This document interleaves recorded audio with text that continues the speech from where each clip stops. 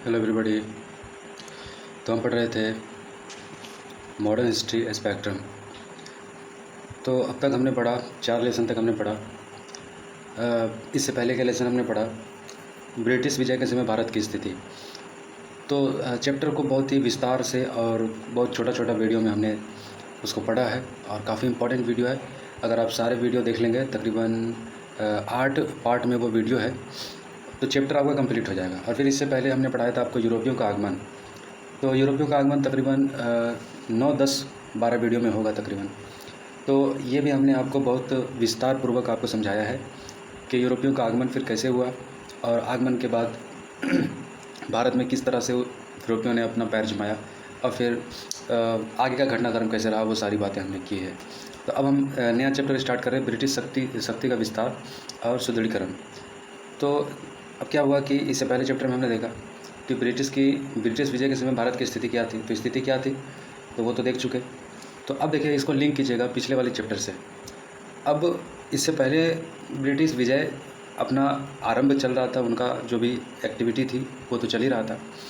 अब देखिए, ये इनका विस्तार होगा। मतलब अब क्या है कि अहमद शाह अब्दाली और मराठा की लड़ाई के बाद अब ब्रिटिश के लिए पूरा ग्राउंड तैयार हो चुका।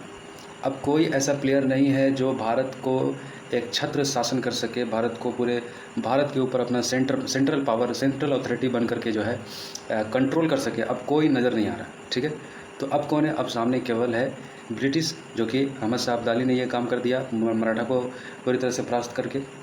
तो अब है ब्रिटिश शक्ति है। और फिर ये अब क्या हो गया, वो तो पहले से ही पैर जमाए हुए था। अब क्या हुआ, वो शक्ति को विस्तार करेगा और फिर उसको स्ट्रेंथन करेगा, मजबूत करेगा, ठीक है।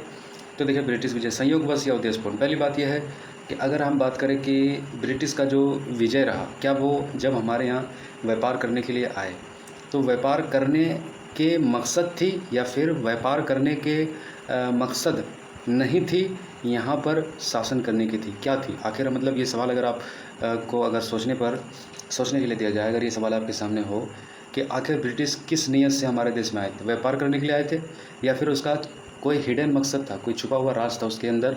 वो चाहते थे कि भारत के ऊपर जो है पूरा सेंट्रल पावर जो है बन करके उसको औपनिवेशिक की तरह जो है दोहन करना है। तो देखिए, ऐसी कोई बात नहीं थी। भारत कोई गुड्डा और कोई गुड़िया, कोई खिलौना नहीं था कि ब्रिटिश पहले से ऐसा सोच करके आते। लेकिन ऐसा तो ज़रूर कह सकते हैं कि हमारे देश में स्थिति ही कुछ ऐसा बन गई और इस तरह से पावर का वैक्यूम हो गया और इस तरह से ब्रिटिश के पास जो न्यू आइडिया था और हमारे समाज, हमारी जो संस्कृति थी, इतनी रूढ़िवादी और इतनी कुरीतियाँ आ गई थी जो ब्रिटिश के विचार के सामने, ब्रिटिश के पुनर्जागरण के सामने टिक नहीं सकी। और फिर हमारे जो शासक थे वो आपस में जिस तरह से जो है पागल कुत्तों की तरह लड़ते रहते थे। तो उन सारी परिस्थितियों ने जो है ब्रिटिश को यहाँ पर पैर जमाने और यहाँ पर शक्ति को विस्तार करने का अवसर प्रदान किया, ठीक है। तो वैसे मैंने तो एक ओवरऑल आपके सामने एक बातें स्पष्ट कर दी है, लेकिन अगर आप चाहो तो इसको पढ़ लो। तो अगर आप चाहते हो कि मैं पढ़ दूँ तो आपको थोड़ा सा पढ़ के भी बता देता हूँ। तो ऐतिहासिक शक्तियों एवं कारकों की समीक्षा करने जिन्होंने भारत में ब्रिटिश साम्राज्य की स्थापना में उनकी सफलता का नेतृत्व किया के लिए आवश्यक है कि तत्कालीन भारत के राजनीतिक, सामाजिक, आर्थिक दशा और ब्रिटेन की वैश्विक साम्राज्यवादी व्यवस्था में भारत के एकीकरण की प्रक्रिया को समझा जाए और इसका विश्लेषण किया जाए। इतिहासकार इन मूलभूत प्रश्न पर बहस करते हैं, क्या ब्रिटिश भारत विजय संयोगवश था या इरादतन था। जॉन सीले के नेतृत्व वाला समूह ब्रिटिश की भारत विजय को गैर इरादतन और संयोगवश मानता है। बात सही है। जॉन सीले, जो कि भारत घूमने के लिए आया था, इसने कहा कि कोई इरादा पहले से नहीं था कब्जा करने का, ये तो संयोगवश हो गया कि जो हमने ग्राउंड दे दिया उनको, तो उन्होंने जो है ऐसा करके दिखा दिया। तो यह कहता है कि ब्रिटिश भारत में केवल व्यापार करने के लिए आए थे और क्षेत्र पर कब्जा करने के लिए उनका कोई मंशा नहीं था। वे ना चाहते हुए भारतीय द्वारा स्वयं उत्पन्न के राजनीतिक संकट में फंस गए और भारतीय भू क्षेत्रों को कब्जा करने के लिए उन्हें बाध्य किया गया। और दूसरी ओर इतिहासकारों का एक समय इस बात से सहमत नहीं है और मानता है कि अंग्रेज भारत में व्यापक शक्तिशाली साम्राज्य की स्थापना हेतु आए थे। उन्होंने इसके लिए सुनियोजित रणनीति और योजना बनाई और धीरे धीरे साल दर साल इस पर काम किया। मतलब एक गुट ऐसा भी है जो नहीं मानता है, वो कहता है कि नहीं, इसका मकसद तो वाकई पहले से यहाँ पर साम्राज्य स्थापित करने का था, शासन करने का था, व्यापार केवल एक बहाना था। लेकिन देखिए, दोनों बातें में जो है आपको सोचना है कि असल बात है क्या। मतलब मेरे दृष्टिकोण जो था मैंने आपको पहले स्पष्ट कर दिया। हमारे ही कुछ परिस्थितियाँ हमने कुछ ऐसा उत्पन्न किया जिसकी वजह से यहाँ पर उसको साम्राज्य स्थापित करने का अवसर प्राप्त हो गया, नहीं तो हमारे इतने ऐसी स्थिति नहीं थी हमारी। तो बात है कि शायद शुरुआती दौर में अंग्रेजों ने गैर इरादतन रूप से क्षेत्रों को हासिल किया, लेकिन बाद में भारत भेजे जाने वाले अंग्रेज राजनीतिक और प्रशासकों में क्षेत्र को देखिए बाद में फिर तो जाहिर सी बात है कि जब आप एक बार किसी को अपना पैर पसारने दे दोगे तो फिर तो वो उसी तरीके से काम करेगा ना। तो कब्जा करने वाले एक साम्राज्य स्थापित करने की इच्छा बाद में हो गई। इसी के साथ ज्यूडिथ ब्राउन के अनुसार अंग्रेजों ने अपने राजनीतिक प्रभाव को विस्तृत करने के निर्णय के लिए कई कारक जिम्मेदार थे। अविलंब लाभ प्रशासकों की व्यक्तिगत महत्वाकांक्षाएं, लालच और यूरोप में राजनीतिक घटनाक्रम के प्रभाव के कुछ ऐसे कारक थे जिन्होंने भारत में अंग्रेजों को उनका राजनीतिक क्षेत्र बढ़ाने के लिए प्रेरित किया। इस प्रकार यह कहा जा सकता है कि 18वीं शताब्दी में पश्चिमी यूरोपीय देश ने अपने व्यापारिक राजनीतिक हितों को सुनिश्चित करने के लिए वैश्विक क्षेत्र विस्तार का चरण आरंभ किया था और उपनिवेशों की स्थापना की। अंग्रेजों की भारत विजय इस वैश्विक राजनीतिक घटनाक्रम के एक हिस्से के तौर पर देखा जा सकता है। देखिए, अब यहाँ पर जोर्डन ब्राउन के अनुसार ये कहा जा रहा है कि जिस तरह से मार्केट की आवश्यकता थी, यानी कि यूरोप को, ब्रिटिशों को जिस तरीके से वो अपना जो है विस्तार कर रहे थे, अपने आइडियोलॉजी को जो है लेकर के वो जब आगे बढ़ रहे थे, तो एक तरह से वो मार्केट की तलाश में थे, रॉ मटेरियल की तलाश में थे और ऐसे जगह पर तलाश में थे जहाँ पर व्यापार कर सके। लेकिन कुछ चीज़ें ऐसी भी थी अंदर में, जो जोश इनके अंदर था, जो आत्मविश्वास इनके अंदर था, वो आत्मविश्वास भी जो है कह सकते हैं कि इनको अपने लक्ष्य को प्राप्ति करने में जो है काफ़ी आसानी प्रदान की है।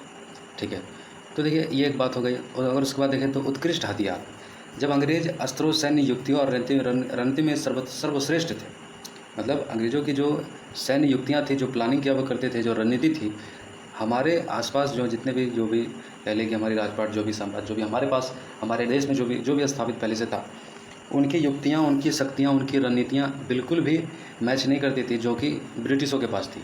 और 18वीं शताब्दी में भारतीय शक्तियों द्वारा प्रयोग किए जाने वाले आग्नेयास्त्र यानी गोला बारूद धीमे एवं भारी थे, जिन्हें अंग्रेज द्वारा प्रयोग किए जाने वाले यूरोपीय बंदूकों और तोपों ने गति और दूरी के लिहाज से बाहर कर दिया। मतलब जाहिर सी बात है, एक न्यू आइडियोलॉजी आप मान लो, जब एक पुरानी चीज़ रिपेयर नहीं होगी तो नई चीज़ आकर के उसको क्या कर देगी, उसको खुद ब खुद हटा देगी। तो यही बात है, हमारी सोच, हमारी जो चीज़ें थी, बहुत ही आइडियोलॉजी बहुत पुरानी थी और अंग्रेज़ों की जो आइडियोलॉजी थी वो काफ़ी नई और पुनर्जागरण से होकर, प्रेरित होकर जो है वो उत्साह से और आत्मविश्वास से भरे हुए थे।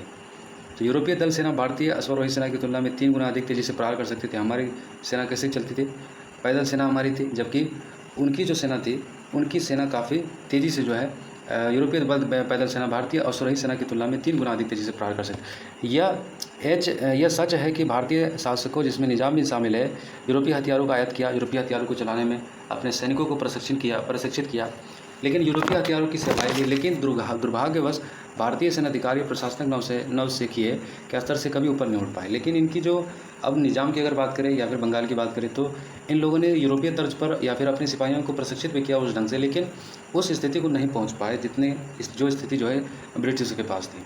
सैन्य अनुशासन की बात करें तो इनका डिसिप्लिन कमाल का था, और अभी भी आप देख सकते हो कि इन लोगों में डिसिप्लिन बहुत कमाल की, जबकि हमारे लोगों में डिसिप्लिन नाम का कोई चीज़ नहीं होता। आप जाके एक बस्ती घूम लो अंग्रेज़ों की और एक बस्ती घूम लो हमारे लोगों की, तो आपको आसमान ज़मीन का अंतर मिलेगा। अभी भी डिसिप्लिन में जो है सारी चीज़ें आपको बहुत कमियां देखने को मिल जाएगी हमारे लोगों में।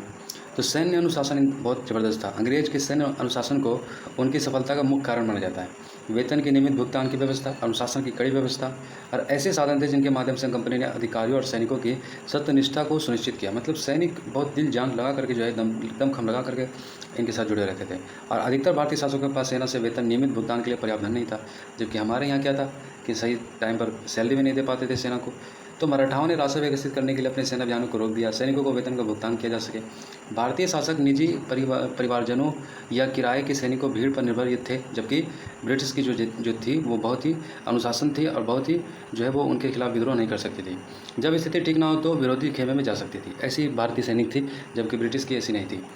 असैनिक अनुशासन, अब कंपनी के अधिकारियों और सैनिकों का असैनिक अनुशासन करने का था। उन्हें उनकी विश्वसनीयता और कौशल न कि वंशागत या जाति और कुल आधार पर कार्य सौंपे जाते थे।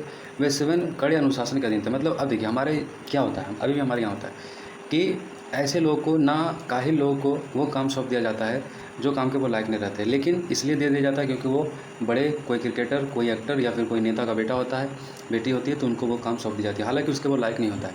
ब्रिटिश कभी ऐसा नहीं करते थे, हमेशा कौशलता के बलबूते या फिर प्रशासक के जिसकी काबिलियत होती थी उसको वो काम दिया जाता था।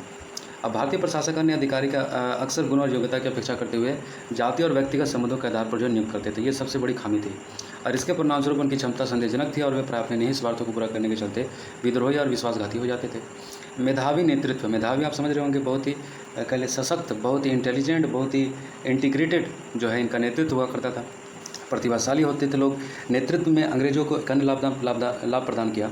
Clive, Warren Hastings, Elphinstone, Munro, Marquis, Dalhousie, तो ये सब जो नेतृत्व था ये काफ़ी मतलब बहुत गुणवान व्यक्ति थे ये लोग, और काफ़ी निष्ठावान, काफ़ी आत्मविश्वास से दृढ़ संपूर्ण तौर पर ये काफ़ी मजबूत थे। अंग्रेज़ों को सर आयरकूट, लॉर्ड लेक और आर्थर वेली जैसे द्वितीय श्रेणी के नेताओं ने काफ़ी लाभ प्राप्त हुआ, जिन्होंने नेतृत्व पाने के संघर्ष नहीं किया, अपितु अपने देश की प्रतिष्ठा के लिए काम किया। अब देखिए, ये लोग सत्ता के लिए या फिर लालच के लिए काम नहीं करते थे, अपनी देश की प्रतिष्ठा के लिए ये लोग काम करते थे। अब भारत की तरफ भी जैसे कि हैदर अली, टीपू सुल्तान, चिनकलीज खान, माधवराव सिंधिया, जसवंत राय होलकर प्रतिभाशाली नेतृत्व था। तो ये लोग में भी दमखम था, लेकिन अब सवाल यही है कि ये लोग आपस में रहते थे। लेकिन इनके साथ प्राय द्वितीय पंक्तियों के मतलब ऐसे लोग थे जो आपस इससे लड़ाई में जो है संलिप्त रहा करते थे। प्रशिक्षित कर्म का अभाव रहा। सबसे बुरी बात यह थी कि भारतीय नेतृत्व एक दूसरे के खिलाफ युद्ध रहते थे, जो मैंने अभी आपको कहा। और जिस प्रकार वे अंग्रेजों के खिलाफ लड़ते थे, इसके अतिरिक्त वे निजी या राजवंशीय उत्पन्न के लिए भी लड़ते थे। अब भारत की एकता और अखंडता के लिए संघर्ष या युद्ध भावना का अभिप्रेरणा इन लोगों में नहीं थी। एकता भी जो भावना होती थी, अखंडता भारत की राष्ट्र के लिए, मतलब ऐसा कोई बात नहीं था। वित्तीय सुदृढ़ता। अब देखिए, पैसों के मामले में भी अंग्रेजों की मजबूती थी। अंग्रेज वित्तीय रूप से मजबूत थे। कंपनी ने कभी भी व्यापार और वाणिज्य को कोन के धूमिल नहीं होने दिया।